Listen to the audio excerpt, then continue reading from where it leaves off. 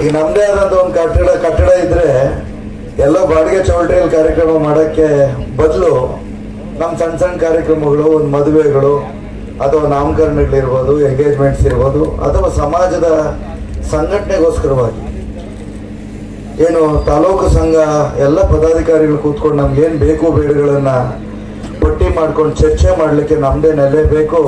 ಹಾಗಾಗಿ ಈಗ ಭೂಮಿ ಇದೆ, ಈ ಭೂಮಿಯಲ್ಲಿ ನೆಲೆ ಆಗಷ್ಟು ಶೀಘ್ರ ಮುಂದಿನ ಜನ್ಮಾಷ್ಟಮಿ ಒಳಗಡೆ ಆಗಬೇಕು ಅಂತೇಳಿ ಪ್ರಾಸ್ತಾವಿಕ ಭಾಷಣದಲ್ಲಿ ಮಲ್ಲಣ್ಣವರು ಹೇಳ್ತಾರೆ.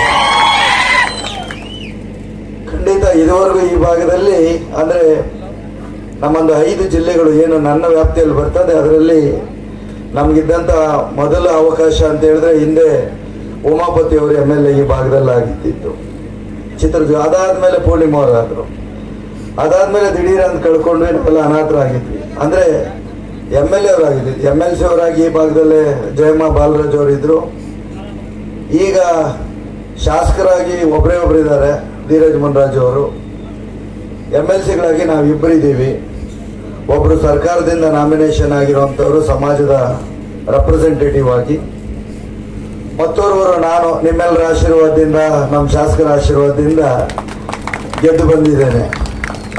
ಅಂದ್ರೆ ಈ 5 ಜಿಲ್ಲೆಗಳಲ್ಲಿ ಈ ಸಮಾಜ ಏನಾದರೂ ಬೇಕಾದ್ರೆ ನೇರಕ್ಕೆ ಫೋನ್ ಮಾಡ್ತದೆ. ಯಾಕೆಂದ್ರೆ ನಮ್ಮ ಶಾಸಕರು ಅನ್ನೋ ಒಂದು ಹೆಮ್ಮೆ ನಿಮಗೆ, ಹೌದಲ್ಲ?